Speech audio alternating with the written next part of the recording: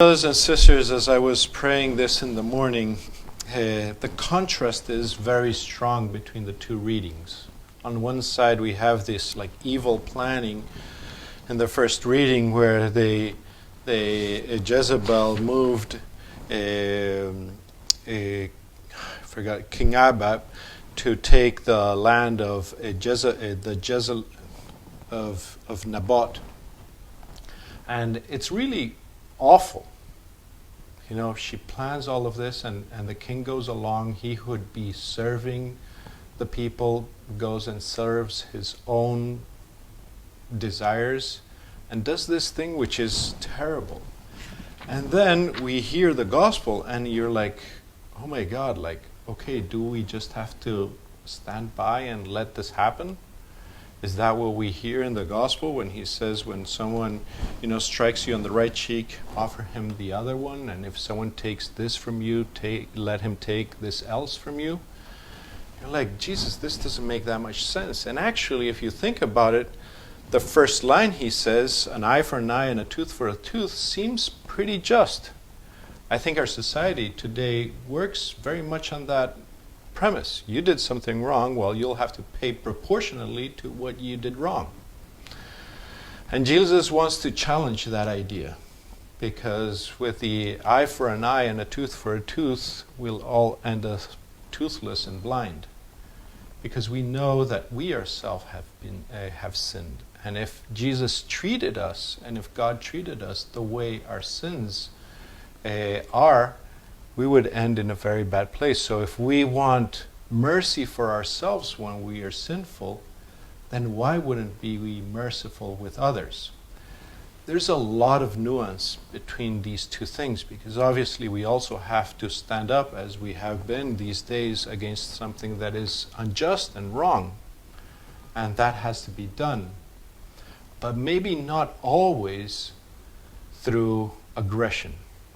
I would say even almost never through aggression. There's only very few moments where aggression is justified, when someone is attacking you or risking the life of someone you believe you love, or something like that, or just someone random. There may be force is necessary. But it is, as we have seen these days, a very, very sensitive topic, because violence is a very difficult thing to manage. You have to be really well trained, and you have to have a very pure heart to be able to manage violence. And we see that Jesus himself did that. Maybe what he is saying is, when we have to lean to one side or the other, let us not lean towards violence. And here I'm not only talking about physical violence. I'm also talking about the violence of judgment, the violence of racism, of treating other people wrongly.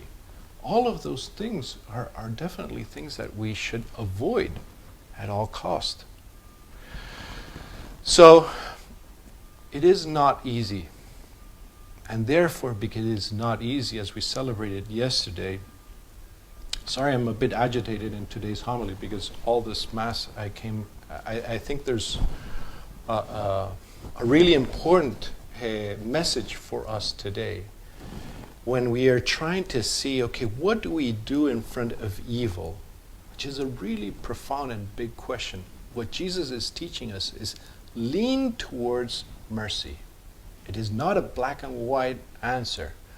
But we must try to lean towards that side, because that side is the side that Jesus himself, the majority of the times, manifested. Very few times he exercised anger. And some moments that is necessary. But be very careful when you go down that lane. It is very easy to abuse it, as we have seen, unfortunately, too many times. Let us ask the Lord to give us peaceful hearts, merciful hearts, hearts that know how to forgive the sins of others, that our own sins might be also forgiven.